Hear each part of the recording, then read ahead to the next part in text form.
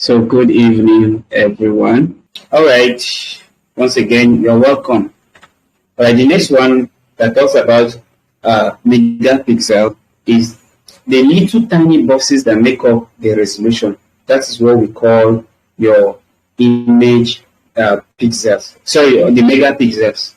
These are the little tiny boxes that make up the resolution. So it definitely means that in this small box of 720, you have tiny boxes.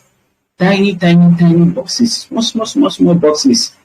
So each boxes have pixels inside. That's the difference between your image resolution and your megapixel. So as you're seeing these boxes here, these are megapixels. These are pixels, sorry, not megapixel. These are pixels. So a megapixel is 1 million pixels. Do you understand? A megapixel is 1 million pixels. So these tiny little boxes that you see is what make up your megapixels. So it then means that now this will give us a better understanding. Now this is our video resolution. This is 1920 by 1080p, right? Now these little boxes that are here are the megapixels. So in other words, we can say that mathematically megapixel is a subset of resolution, image resolution. I hope we are understanding this. If our image resolution if our image resolution is mathematically a universal set, I'm diving into mathematics for our understanding. If an image resolution is if image resolution is the universal set, that means that megapixel is a subset of that universal set. Do you understand? So that's how it means. That's what it means mathematically. So that means that without the megapixel, we don't have anything like image resolution. Do you understand? So image resolutions are formed from the intensity of megapixel coming together of megapixels. Do you understand? That's why you see that our video image resolutions are measured in standard units of pixels. That is just it. I don't know if we have any question so far on what we have discussed. Maybe you don't seem to understand anyway. Okay, so that means we are good to go, right? Yes, sir. Okay. All right. So let's move on. Now, we also have what we call the 5 basic features of a camera. I'm going to rush this because this is not actually our main purpose. Today is an introductory class, so we're trying to lay a foundational class for everyone to understand. Okay. Now, 5 basic features of a camera. All these are features that control how your camera operates. First one here we have is the frame rate. Second is the white balance. So the third one is your ISO. We have shutter speed, we have aperture, and the focus. The aperture is the same thing as the focus. It works as your focus, can also be used as your focus depending on the type of camera you are using. We have digital reflex camera, that's the DSLR. The meaning of DSLR is digital single lens reflex. That's the meaning of DSLR. Do you understand? So this is a type of camera that is very commonly used today. It's a digital camera. Then we have video cameras, camcorders, IP webcams, different types of camera. We're not going to that aspect. Now, number 1 is the frame rate. The frame rate is what? The frame rate is the number of pixels, number of single frames, the number of single frames or pictures a camera can capture per second.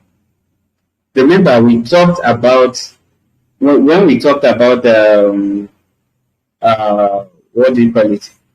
When we talked about how videos are captured, we said they are captured from the coming together of different arrangement of different pictures in successive progression. So this will also give us the understanding here that the number of single pictures a camera captures per second is called frame rate.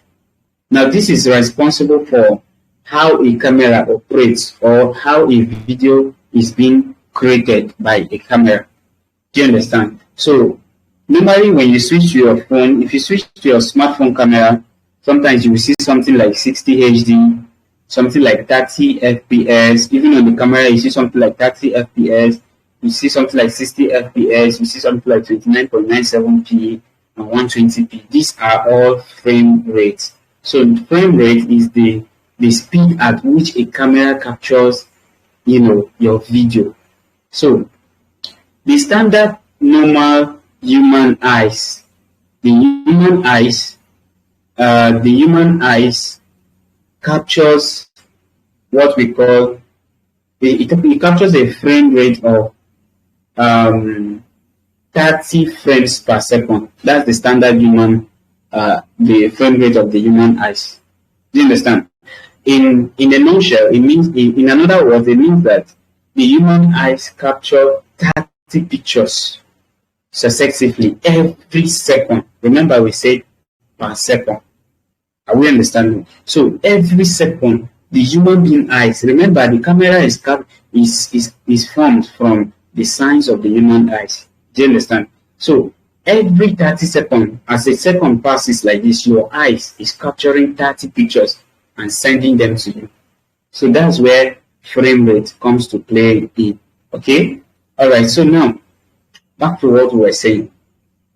So they have frame rates in different capacity. 60 HD. When you see 60 HD, this HD is actually the resolution. It was supposed to be 60 FPS, sorry, not HD, or 60p.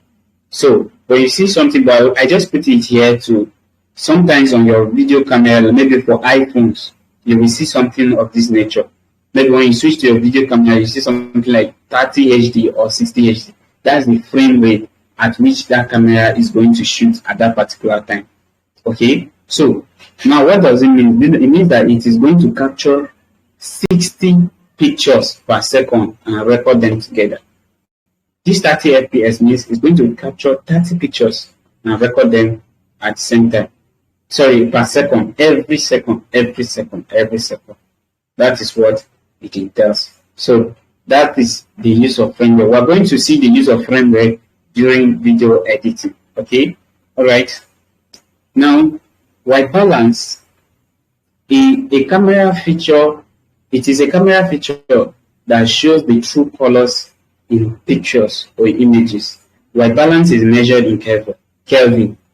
In mathematics or physics, we know that Kelvin is the amount of temperature or the weather measurement of a particular period or time. Do you understand?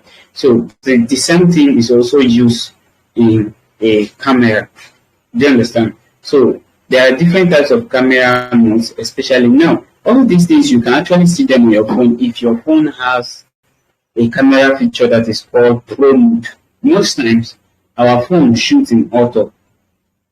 The phone shoots in auto. That's why you tend not to see all this white balance, frame rate, and all these things. Do you understand? So your phone shoots in automatic. So what we mean by auto, it means that the phone chooses all the settings it wants to choose for itself. Do you understand? So it is when you go to using a professional camera that you can now see all these, features and all these things. Okay? All right. Now, let's move on. So white balance is measured in Kelvin. Now, when you see these three pictures, 1, 2, 3, you see that one is sunny, one is incandescent, and one is fluorescent. These are different modes. Do you understand? That shows the different colors of the day. So you have to be mindful that when the day is cloudy, you don't use sunny mode for it. Do you understand? When the day is actually sunny, you don't use cloudy mode for it. Do you understand? So you can see how, look at this image here, this 1, 2, 3. You can see how white balance affected the look and color appearance of these images. So all these are wrong white balancing. That's why you see that the images are having different color modes. You can see here, here, and here. You understand? So here is you're having these are, especially when you look at this place. When you look at this place, this is the Kelvin scale, ranging from -1,000 to 10,000. Do you understand? These are all Kelvin scales that are on your camera. So if you look at this, now you look at this at 3,000 Kelvin in the camera, they actually give you a fluorescent mood. Do you understand? 5,500, or let me say 5,600, whichever one, will give you a kind of a balanced mood. That's why it's called white balancing. You're trying to balance the color appearance that is in each image. Do you understand? So that you will not have too much of redness, or too much of green, too much of yellow, or too much of red. Do you understand? You're trying to balance the colors together. All right. All this we are going to, I don't know if there's any question. Let me take, maybe if there's any question before I continue. Any question about white balancing, especially while shooting or recording your video? Okay. Since there's no question. Yeah? How are you supposed? Okay. Now you are supposed to set your white balance in what we call manual mode. When you look at this custom. Now custom, since you are the one as a videographer, or let me say a cameraman, you are the one trying to set your camera. You set your camera in such a way that you don't allow the camera choose for you. You are the one that sees the nature of the day. Do you understand? Now, a good way of, the best way of setting your camera is bringing a white paper before the camera. Do you understand? When you bring a white paper, a plain white sheet paper, do you understand?